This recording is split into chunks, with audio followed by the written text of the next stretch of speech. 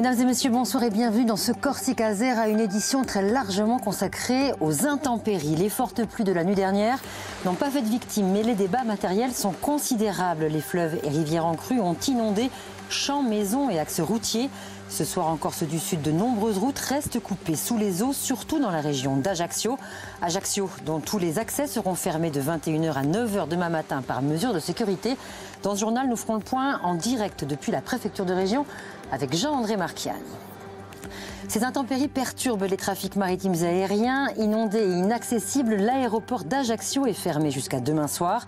Demain, ce sera le cas de tous les aéroports de l'île en raison de l'arrivée de la tempête Fabien.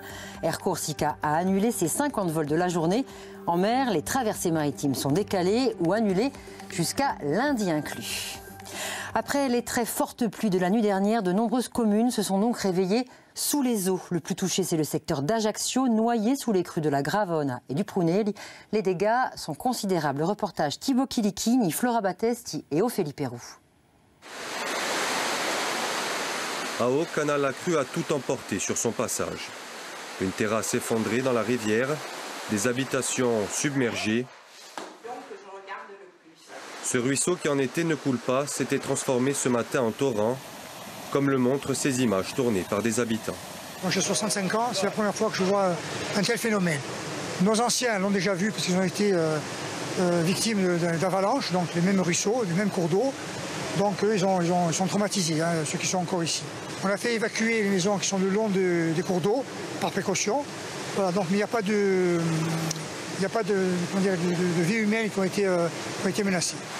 Un peu plus bas, dans la vallée, les eaux du Prunelli se déchaînent. Cette entreprise qui fabrique des glaçons est dévastée.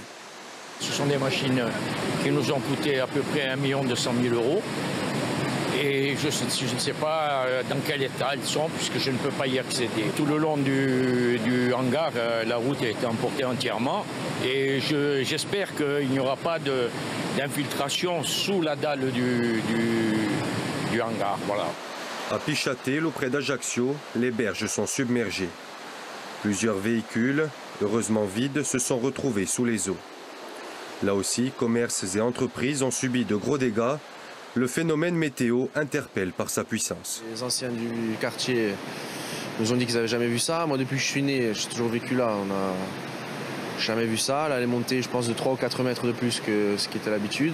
Pour être en contact avec les services de l'État, on avait un débit de 400 mètres cubes seconde en entrée et en sortie de barrage qui doit provoquer, à mon avis, je ne suis pas un technicien, une crue centenaire.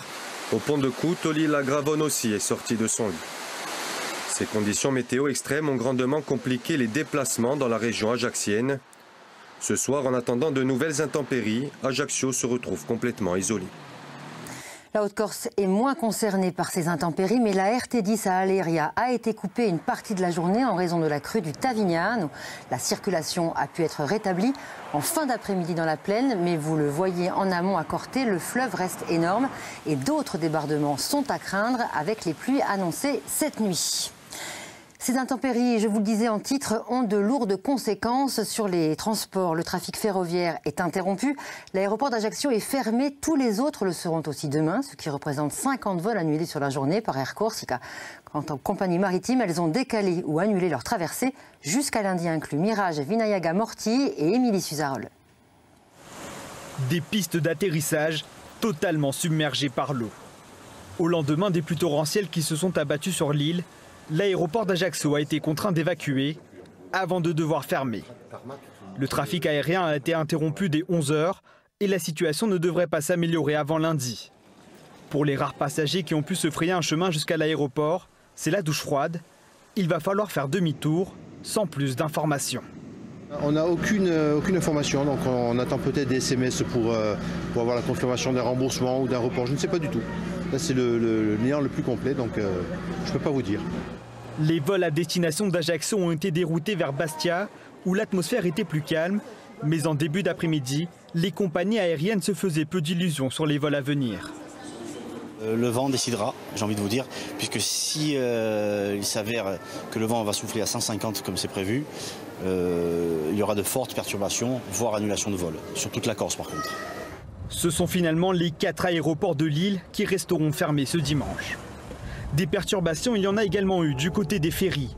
En raison des intempéries, la compagnie Corsica Ferries a annulé aujourd'hui pas moins de 8 traversées. Prévenus en amont, certains clients ont pu changer de billet à temps, quitte à faire fi des différentes contraintes. Alors normalement je devais partir ce matin à 8h. Après hier j'ai été obligée de modifier, je devais partir à 14h et du coup je pars à 11h55. Voilà. Alors, ça a même failli annuler nos plans à la fin. On ne savait pas si on pouvait partir, si on pouvait quitter l'île. Donc on est venu et on est content de pouvoir passer Noël sur le continent en famille. Non, moi je partais sur Marseille à l'initiale. Donc là on me met sur Toulon, je pars sur Toulon hein, et après je ferai la route, il n'y a aucun problème.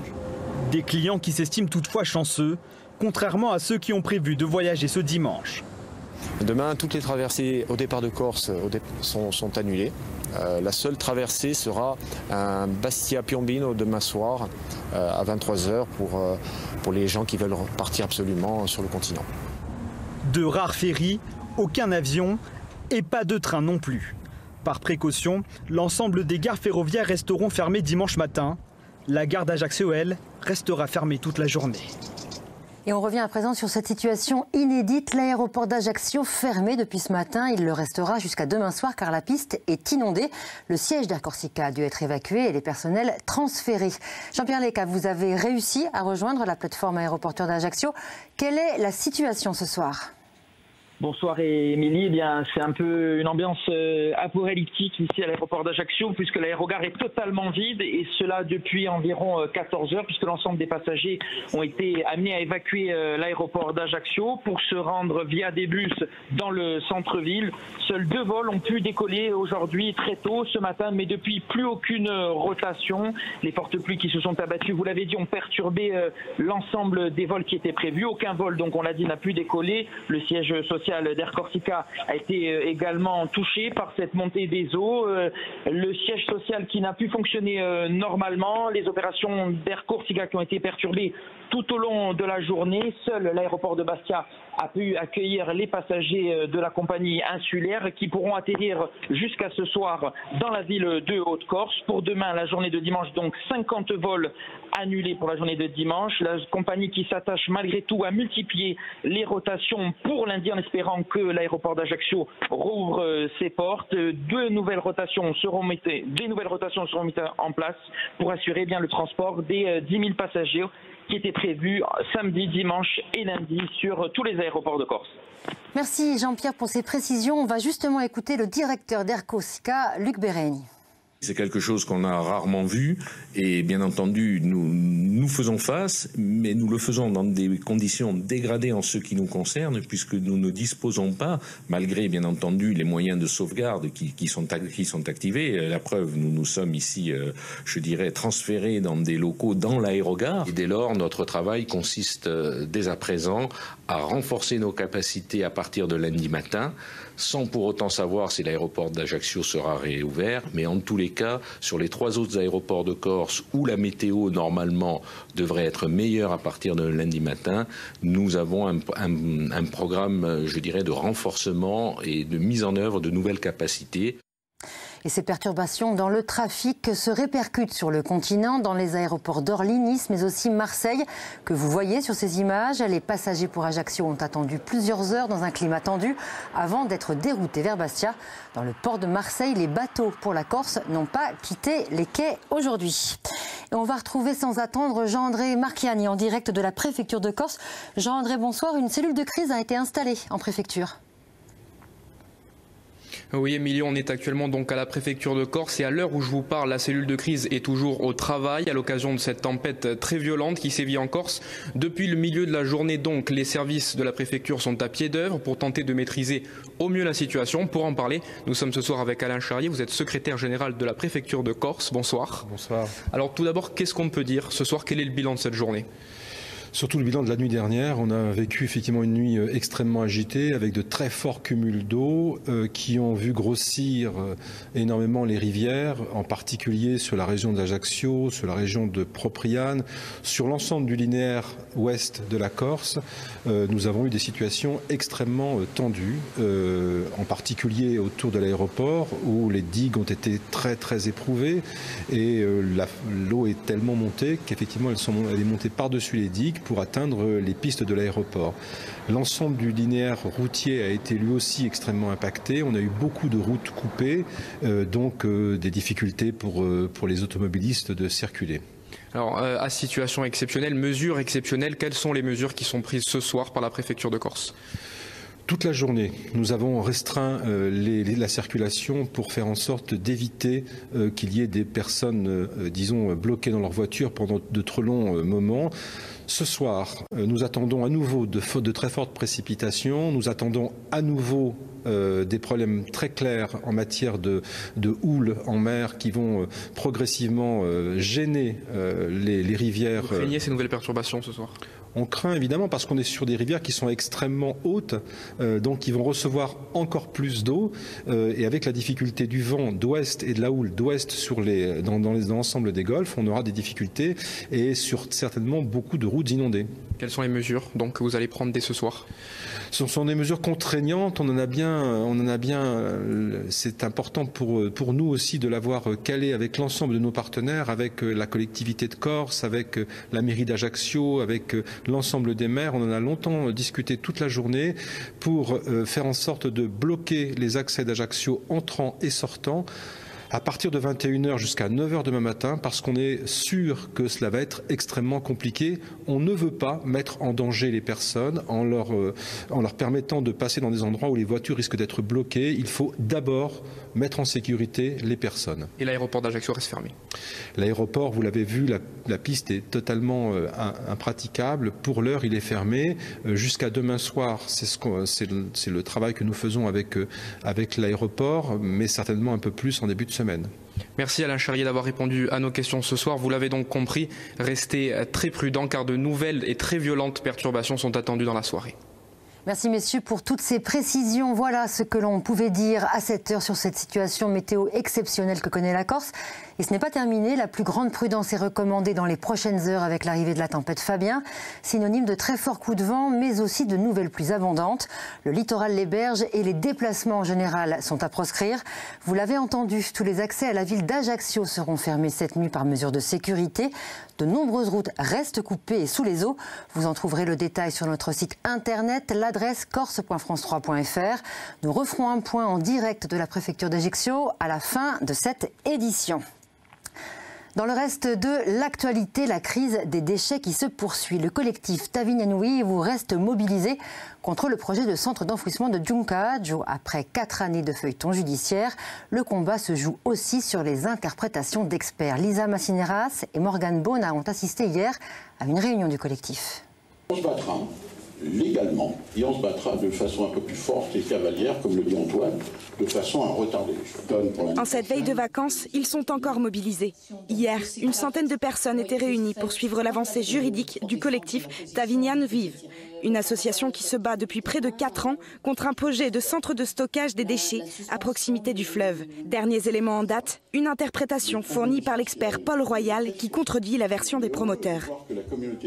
Nous avons pu récupérer auprès de l'avocat d'Oriente et Environnement l'enregistrement de l'eau dans les puisomètres qui a été effectué sur une certaine période. Ce ne sont pas des poches d'eau indépendantes, ce sont vraiment des nappes aquifères qui sont en correspondance avec le Tavignane. D'après l'association, le site serait construit sur un terrain instable. Ils craignent que cette installation pollue le fleuve, dont l'eau, puisée en aval, alimente les exploitations d'agrumes et la population. Le 3 octobre dernier, le tribunal administratif de Bastia a annulé l'arrêté préfectoral interdisant la création du site. Depuis, l'association a porté l'affaire devant la cour d'appel de Marseille. La suite, c'est attendre ce jugement. Ce que l'on veut, c'est effectivement renverser la vapeur et avoir un jugement qui nous soit favorable. S'il ne l'était pas, on se battra à nouveau en cassation et jusqu'à la Cour européenne de justice.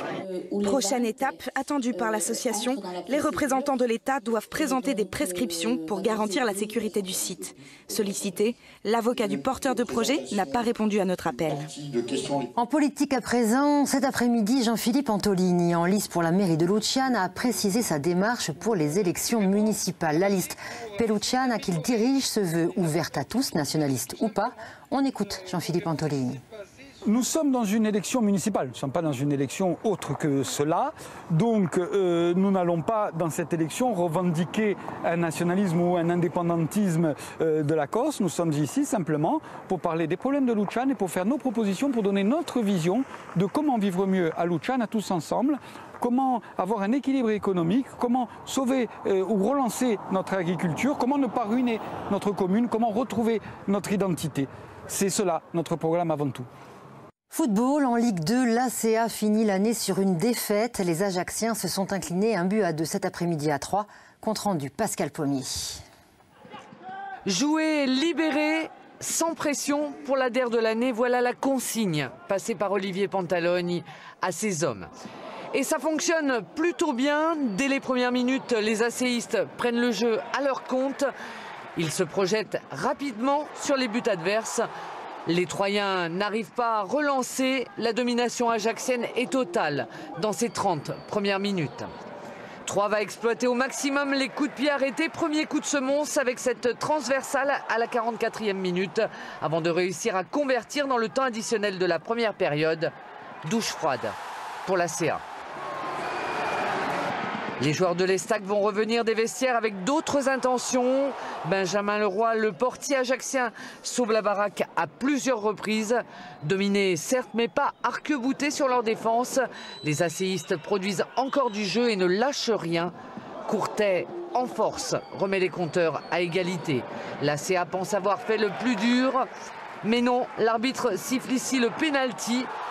La transformation va envoyer les Ajacciens au pied du podium à 5 points du 3e, l'Estac, justement. En national, le GFCA n'a pas pu recevoir Concarneau hier soir à Ajaccio en raison de la pluie. En revanche, la rencontre FCBB Laval s'est bien déroulée à Borg, au score final 0 partout. Mais ce match nul permet au club insulaire de ne pas être relégable avant la trêve. Avant de se quitter, je vous propose de retourner à la préfecture de région à Ajaccio pour y trouver un dernier point sur cet épisode exceptionnel d'intempéries que connaît la Corse. Jean-André Marchiani, quelle est la situation à cette heure ? Eh bien, la cellule de crise est toujours active ici, à la préfecture de Corse. Ça traduit un petit peu la violence des précipitations qui sont abattues toute la journée sur la Corse. Je vous rappelle que depuis ce matin, la Gravone, le Prunay, le Rizzanese ont tous débordé largement. Résultat, eh bien, les conséquences ne sont pas faites attendre. Il y a eu des routes inondées, des véhicules bloqués, des personnes évacuées. Ce soir, la préfecture de Corse a donc même pris plusieurs mesures. La ville d'Ajaccio sera totalement bloquée pour éviter au maximum le déplacement des gens et l'aéroport d'Ajaccio restera fermé jusqu'à la fin du week-end. C'est dire la violence et le caractère exceptionnel de cette tempête, d'autant plus que de nouvelles perturbations très violentes encore une fois sont attendues dans la soirée.